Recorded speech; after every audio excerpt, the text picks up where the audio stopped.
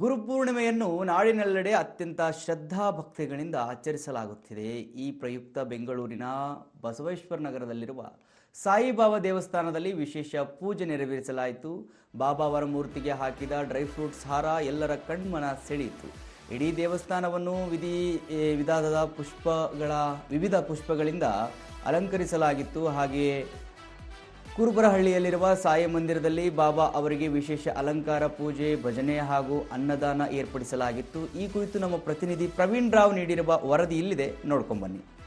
ಜ್ಞಾನದ ಮಾರ್ಗವನ್ನ ತೋರುವಂತಹ ಎಲ್ಲ ಗುರುಗಳ ಸ್ಮರಣೆಯನ್ನ ಮಾಡುವಂತಹ ಅತ್ಯಂತ ಪರಮ ಪವಿತ್ರವಾಗಿರ್ತಕ್ಕಂತಹ ಪರ್ವ ಅಂತಂದ್ರೆ ಅದು ಗುರುಪೂರ್ಣಿಮೆ. ಆಷಾಢ ಮಾಸದಲ್ಲಿ ಪ್ರತಿ ವರ್ಷ ಬರುವಂತಹ ಈ ಪೌರ್ಣಿಮೆಯನ್ನ ವ್ಯಾಸ ಪೂರ್ಣಿಮೆ, ಗುರುಪೂರ್ಣಿಮೆ ಅಂತ ಹೇಳಿ ಕರೀತಾರೆ. ಮಹಾಭಾರತವನ್ನ ಬರೆದಂತಹ ವೇದವ್ಯಾಸರು ಜನಿಸಿದಂತಹ ದಿವಸ ಇವತ್ತು.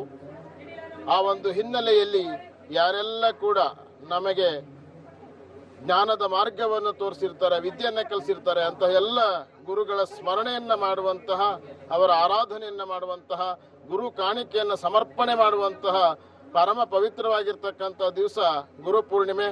ಗುರುಪೂರ್ಣಿಮೆಯ ದಿವಸ ಎಲ್ಲ ಕಡೆಗಳಲ್ಲೂ ಸಹಿತ ಗುರುಗಳ ಆರಾಧನೆ, ವಿಶೇಷವಾಗಿರ್ತಕ್ಕಂತಹ ಪೂಜೆಗಳು ಎಲ್ಲವೂ ಕೂಡ ನಡೀತವೆ.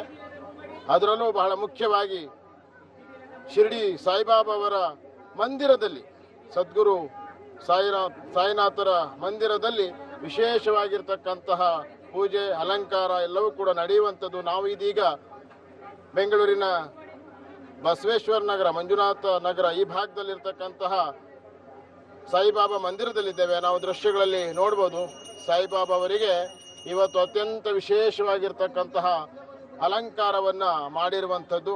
ಅದರಲ್ಲೂ ಡ್ರೈ ಫ್ರೂಟ್ಸ್ನ ಹಾರ ಎಲ್ಲರನ್ನೂ ಕೂಡ ಇವತ್ತು ಸೆಳೀತಾ ಇದೆ. ಮತ್ತು ವಿಧ ವಿಧವಾಗಿರ್ತಕ್ಕಂತಹ ಪುಷ್ಪಗಳಿಂದ, ಫಲಗಳಿಂದ, ತರಕಾರಿಗಳಿಂದ ಇಲ್ಲಿ ಅಲಂಕಾರವನ್ನ ಮಾಡಿರುವಂಥದ್ದು. ಅದರಲ್ಲೂ ಗುರುಗಳಿಗೆ ಹಾಕಿರುವಂತಹ ಆ ಒಂದು ಡ್ರೈ ಫ್ರೂಟ್ಸ್ನ ಹಾರ ಏನಿದೆ ಅದು ಎಲ್ಲರ ಕಣ್ಣನ್ನ ಸೆಳೀತಾ ಇರ್ತಕ್ಕಂಥದ್ದು, ಮನಸ್ಸನ್ನ ಸೆಳೀತಾ ಇರುವಂಥದ್ದು ನಾವು ದೃಶ್ಯಗಳಲ್ಲಿ ನೋಡ್ತಾ ಇದ್ದೇವೆ. ಇಡೀ ದಿವಸ ಕೂಡ ವಿಶೇಷವಾಗಿರ್ತಕ್ಕಂತಹ ಆರಾಧನೆ, ಸಾಯಿಬಾಬಾ ಅವರ ಆರಾಧನೆ ನಡೆಯುವಂಥದ್ದು. ಎಲ್ಲ ಭಕ್ತರು ಆಗಮಿಸ್ತಾ ಇದ್ದಾರೆ, ಬಾಬಾ ಅವರ ದರ್ಶನವನ್ನ ಪಡಿತಾ ಇದ್ದಾರೆ. ಇಡೀ ದೇವಸ್ಥಾನವನ್ನ ಅತ್ಯಂತ ಸುಂದರವಾಗಿ ಅಲಂಕಾರ ಮಾಡಿರುವಂಥದ್ದನ್ನ ನಾವಿಲ್ಲಿ ನೋಡ್ತಾ ಇದ್ದೇವೆ. ವಿಧ ವಿಧವಾಗಿರ್ತಕ್ಕಂತಹ ಹಣ್ಣುಗಳಿಂದ, ಫಲ, ಪುಷ್ಪ, ತರಕಾರಿಗಳು ಎಲ್ಲವನ್ನು ಕೂಡ ಇಲ್ಲಿ ಜೋಡಿಸಿ ಬಹಳ ಅದ್ಭುತವಾಗಿ ಅಲಂಕಾರವನ್ನ ಮಾಡಿದ್ದಾರೆ. ಇಡೀ ದೇವಸ್ಥಾನವನ್ನ ನಾವು ನೋಡ್ಬೋದು, ಹಣ್ಣುಗಳನ್ನ ಎಷ್ಟು ಸುಂದರವಾಗಿ ಇಲ್ಲಿ ಜೋಡಿಸಿದ್ದಾರೆ ಅಂದರೆ ಅವರ ಒಂದು ಕಲೆ ಇಲ್ಲಿ ಅದ್ಭುತವಾಗಿ ಅನಾವರಣಗೊಂಡಿರ್ತಕ್ಕಂಥದ್ದು ನಾವು ನೋಡ್ತಾ ಇದ್ದೇವೆ. ಸಹಸ್ರಾರು ಜನ ಬಂದು ಈ ಒಂದು ಅಲಂಕಾರವನ್ನ ನೋಡ್ತಾ ಇದ್ದಾರೆ. ಇಡೀ ದೇವಸ್ಥಾನವನ್ನ ಸಂಪೂರ್ಣವಾಗಿ ಬಹಳ ವಿಶೇಷವಾಗಿ ಇಲ್ಲಿ ಅಲಂಕಾರವನ್ನ ಮಾಡಿರುವಂಥದ್ದು. ಜ್ಞಾನದ ಮಾರ್ಗವನ್ನ ತೋರುವಂತಹ ಎಲ್ಲ ಗುರುಗಳ ಸ್ಮರಣೆಯನ್ನ. ನಮಸ್ಕಾರ ಎಲ್ಲರಿಗೂ. ನನ್ನ ಹೆಸರು ಸುಮಾ ಅಂತ ಹೇಳಿ, ಇವರು ನನ್ನ ಮಗಳು ಯಶೋನ ಅಂತ. ಈ ಬಾಬಾ ದೇವಸ್ಥಾನಕ್ಕೆ ನಾವು ಇದು 2ನೇ ಸತಿ ಬರ್ತಾ ಇರೋದು. ಇವತ್ತು ಗುರು ಪೂರ್ಣಿಮಾ, ಎಷ್ಟು ಶ್ರೇಷ್ಠವಾದ ಒಂದು ದಿನ. ಎಲ್ಲ ಗುರುಗಳಿಗೂ ನಮ್ಮ ಒಂದು ಬೆಸ್ಟ್ ವಿಶಸ್ ಮತ್ತು ಆಶಂಸೆ ಇರುತ್ತೆ. ಗುರು ಇಲ್ಲದೆ ನಮ್ಮ ಜೀವನದಲ್ಲಿ ಏನೂ ಇರೋದಿಲ್ಲ. ಸೊ ಗುರುಭ್ಯೋ ನಮ ಅಂತ ಹೇಳ್ತೀವಿ. ಮಾತೃದೇವೋಭವ, ಪಿತೃದೇವೋಭವ, ಗುರುದೇವೋಭವ, ಆಚಾರ್ಯ ದೇವೋಭವ. ಇವರೆಲ್ಲ ಇಲ್ಲಾಂದರೆ ನಾವು ಇಲ್ಲಿ ನಿಲ್ಲಕ್ಕೆ ಸಾಧ್ಯ ಇಲ್ಲ.